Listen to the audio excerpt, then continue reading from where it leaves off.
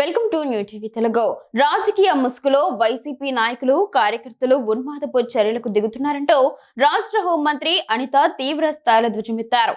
పుట్టినరోజు వేడుకల పేరుతో సమాజంలో హానికరమైన సంప్రదాయాలను ప్రోత్సహించడం గర్హనీయమని ఆమె పేర్కొన్నారు. వైసీపీ అధినేత జగన్ పుట్టినరోజు వేళ కార్యకర్తలు జగన్ ఫ్లెక్సీ వద్ద మేకను బలివ్వడంపై ఆమె మండిపడ్డారు. టీడీపీ కేంద్ర కార్యాలయంలో నిర్వహించిన మీడియా సమావేశంలో మాట్లాడారు.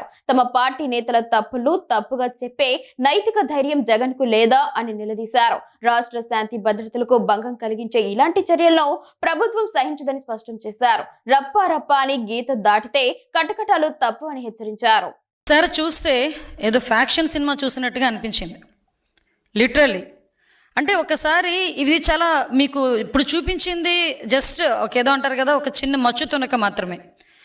నిజంగా వాళ్ళు జంతు బలులు చేసి మేకల తలలు నరికి వాళ్ళే పోస్టులు సోషల్ మీడియాలో పెట్టుకునే స్థాయికి వాళ్ళు దిగజారిపోయారంటే వాళ్ళు ఎంత ఉన్మాదుల్లా తయారవుతున్నారు, వాళ్ళు ఉన్మాదుల్లా వాళ్ళ నాయకుడు ఎలా తయారు చేస్తున్నాడు అన్న విషయాన్ని కూడా ప్రజలు గ్రహించాల్సిన అవసరం ఉంది.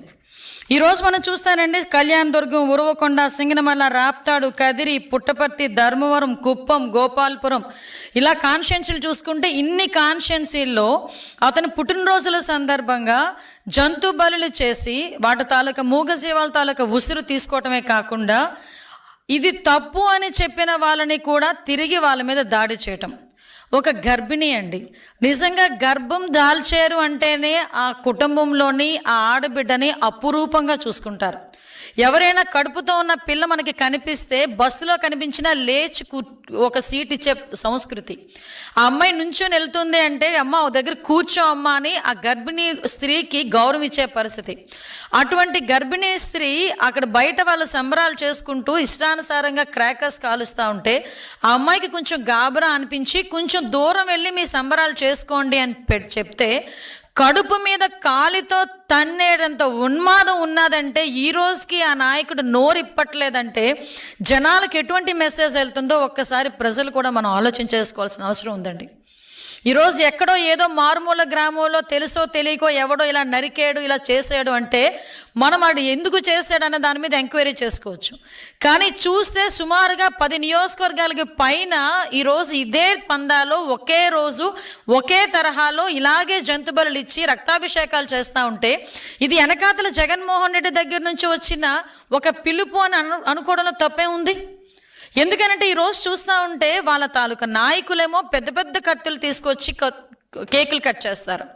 వాళ్ళ తాలూకా కార్యకర్తలేమో రౌడీలు మాదిరిగా రోడ్డు మీదకి వచ్చి జంతుబలులు చేసి రక్తాభిషేకాలు చేసి మేము 29లో మేము వస్తే ఈ రకంగా నరుకుతామని బహిరంగంగా చెప్పడమే కాకుండా ఫ్లెక్సీలు వేస్తున్నారు. అయినా కూడా ఎక్కడా ఎవరు కూడా ఇది తప్పు అని చెప్పే పరిస్థితులు వాళ్ళకి కనిపించట్లే. ఒక గర్భిణీ స్త్రీ మీద చేయి చేసుకున్నాడు, కడుపు మీద కాలితో తన్నాడని కేసు పెడితే ఇంకొక వైసీపీ నాయకుడు బయటకు వచ్చి అతను జనసేన నాయకుడు అని చెప్పి దాన్ని తీసుకొచ్చి రాజకీయం చేయడానికని చెప్పి ప్రయత్నం చేసే పరిస్థితి. నీ నాయకుడు తాలూకా సంబరాల్లో జనసేన నాయకుడు వచ్చి ఎందుకు క్రాకర్స్ కాలుస్తాడు? ఆ మాత్రం ఇంగితం నీకు లేకపోతే పోయింది కానీ జనాలకు లేదనుకుంటున్నారా? ఈరోజు ఒక్కసారి మనం ఆలోచించుకుంటేనండి, ఈ రకంగా వీళ్ళు చేస్తున్న ఉన్మాదాలు ఒకవైపు చూస్తూ ఉంటే ఇంతకుముందు మీ అందరికీ తెలుసు, ఇంతకుముందు రౌడీయిజం చేసేవాళ్ళంటూ సెపరేట్గా ఉండేవాళ్ళు, నక్సలిజం చేసే వాళ్ళని మనం అరికడుతున్నాం, రౌడీయిజం చేసే వాళ్ళని అరికడుతున్నాం, ఫ్యాక్షనిజాన్ని కూడా గౌరవ ముఖ్యమంత్రి గారు ఏ రకంగా అణిచివేశారో మీ అందరికీ తెలుసు, ముఠా తగాదాలని కూడా ఏ రకంగా అణిచివేశారో తెలుసు, మతాల మధ్య విద్వేషాలు రెచ్చగొట్టి కర్ఫ్యూలు విధించే పరిస్థితి నుంచి కూడా ఎక్కడా కూడా మత విద్వేషాలు లేకుండా చేసిన ఘనత కూడా గౌరవ ముఖ్యమంత్రి చంద్రబాబు నాయుడు గారిది. అటువంటి పరిస్థితి నుంచి ఈ రోజు పరిస్థితి ఏందిరా అంటే వాళ్ళెవరు ఈరోజు రోడ్ల మీదకి వచ్చి ఉన్మాదుల్లా వ్యవహరించే పరిస్థితి కనిపించట్లే. కేవలం రాజకీయ ముసుగులో రాజకీయాన్ని అడ్డం పెట్టుకొని రౌడీయిజం చేస్తూ రౌడీయిజం చేయిస్తూ ఈరోజు ప్రజలను భయభ్రాంతులు గురిచేసి రాష్ట్ర అభివృద్ధికి ఆటంకం కలిగించడానికి ఒక కుట్ర పన్నే విధంగా ఈరోజు మనం కనిపిస్తుంది. ఈరోజు ఇక్కడ మనం ఒకసారి ఒక యాంగిల్ చూస్తానండి. ఈరోజు నేను చాలా కేసులన్నీ చూశాను, క్రోనలాజికల్గా కూడా నేను అన్నీ తెప్పించుకుంటే వీటిలో ఉన్న అన్నింటిలోని కూడా చాలామంది 18 సంవత్సరాల లోపున్న పిల్లలు కూడా రోడ్ల మీదకి వచ్చి పెద్ద పెద్ద కత్తులు పట్టుకొని తలలు నరికి కేసుల్లో కూడా ఇరుక్కున్న పరిస్థితి ఈరోజు కనిపించింది. అంటే నేనేమంటానంటే, ఇంతకు ముందు నువ్వు అధికారంలో ఉండేటప్పుడు గాంజాను తీసుకొచ్చి యువత భవిష్యత్తుని విపరీతంగా నాశనం చేసి వాళ్ళని ఒక సైకోల కింద, ఉన్మాదుల కింద కొంతమందిని తయారు చేసిన పరిస్థితి. మళ్ళా తిరిగి ఇప్పుడు అదే రకంగా ఈరోజు బయటకు వచ్చి అపోజిషన్లో ఉన్నప్పటికీ కూడా, ప్రతిపక్షంలో ఉన్నప్పటికీ కూడా ప్రజల్ని భయభ్రాంతులను చేయడానికి అటువంటి చిన్న చిన్న పిల్లల్ని ఈరోజు జీవితాలు నాశనం చేస్తూ ఉంటే వైఎస్ఆర్సీపీ నాయకుడికి కనీసం కనికరం అనిపించట్లేదా?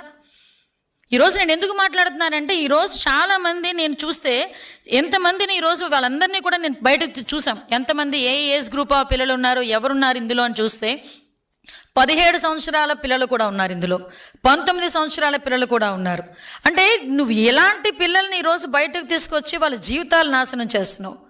కనీసం నేను తల్లిదండ్రులు కూడా ఒకటి విజ్ఞప్తి చేస్తున్నా, ఒక రాజకీయ పార్టీ వెనకాతలు పంపించినప్పుడు మీరు ఏ రాజకీయ పార్టీ వెనకాతలు మీరు పంపిస్తున్నారు, ఆ రాజకీయ పార్టీ నాయకుడు తాలూకా చరిత్ర ఏంటి, ఆ రాజకీయ పార్టీ నాయకుడు తాలూకా ఉద్దేశాలు ఏంటి, రేపొద్దున నీ కొడుకుకి ఏమైనా జరిగినా, రేపొద్దున నీ కొడుకు ఏమైనా ఇబ్బంది వచ్చినా రాజకీయ నాయకుడు వచ్చి నిలబడతాడా అన్న విషయం కూడా ఈరోజు తల్లిదండ్రులు కూడా ఆలోచించుకోవాల్సిన విషయం అవసరం ఉందండి. ఎందుకంటే ఒక రకంగా చెప్పాలంటే వైసీపీ నాయకుడు తాలూకా పరిస్థితి ఎలా ఉందంటే, ఆస్తి గురించి సొంత తల్లి మీద, సొంత చెల్లి మీద కేసులు పెట్టినవాడు రేపొద్దున నీ కొడుకుని ఎవరైనా అరెస్ట్ చేస్తే ఇలాంటి విషయాలు వస్తాడని మీరు ఎందుకు అనుకుంటున్నావు? నీ కొడుకుని రక్షిస్తాడని నువ్వు ఎలా ఆలోచించుకుంటున్నావు? ఒకసారి నేను ఇదే ఆలోచిస్తున్నాను. ఎందుకంటే ఏంటండి, చిన్న చిన్న పిల్లలండి, 17 సంవత్సరాలు 18 సంవత్సరాల పిల్లలు ఈరోజు కత్తులు పట్టుకుని రోడ్డు మీదకి వచ్చి నరుకుతాం, చంపుతాం అని చెప్తా ఉంటే, ఒక ప్రతిపక్ష హోదా చేసేవు, ఒక ముఖ్యమంత్రి, మాజీ ముఖ్యమంత్రివి, ఒక పార్టీ నడుపుతున్న వ్యక్తివి బయటకు వచ్చి ఇది తప్పు అని చెప్పే ధైర్యం లేదు, తప్పు అని చెప్పడానికి కూడా నీకు మనసు రావట్లేదు, మాట రావట్లేదంటే ఏంటి నీ ఉద్దేశం? అధికారంలో ఉన్నప్పుడు డాక్టర్ సుధాకర్ మాస్క్ అడిగిన పాపానికి డాక్టర్ సుధాకర్ని ఆ రోజు చచ్చిపోయే పరిస్థితి తీసుకొచ్చావు. ఆ రోజు నీ ఎమ్మెల్సీ అనంతబాబు డ్రైవర్ సుబ్రహ్మణ్యాన్ని చంపి డోర్ డెలివరీ చేస్తాడు, నువ్వేమీ మాట్లాడు. అమర్నాథ్ గౌడ్ అని ఒక చిన్న పిల్లోడు తన అక్కని ఎందుకు ఏడిపించారని అడిగితే నడి రోడ్డు మీద పెట్రోల్ వేసి తగిలిపెట్టేసిన రోజు నువ్వు మాట్లాడు. ఇలాంటి ఎగ్జాంపుల్స్ చూస్తే చాలా చెప్పగలం నువ్వు అధికారంలో ఉన్నప్పుడు చేసిన అఘాయిత్యాలు. మళ్ళా తిరిగి 11 సీట్లకి ప్రజలు ఇచ్చినా కూడా ఈ రోజుకి కూడా బుద్ధి లేకుండా, కనీసం మార్పు లేకుండా తిరిగి ఇంకొక రకమైన ఉన్మాదానికి తీసుకొచ్చి యువతని బలి చేసే పరిస్థితి ఈరోజు తీసుకొస్తున్నావంటే అసలు నేను ఒకటే చెప్తున్నా, అసలు నువ్వు మనిషివేనా అని అడుగుతున్నా. రాజకీయ నాయకుడు ఇవన్నీ పక్కన పెట్టు, కనీసం మనిషిగా, మానవత్వం ఉన్న వ్యక్తిగా ఇది నువ్వు ఎలా సమర్థిస్తున్నావు అని అడుగుతున్నాను ఈరోజు.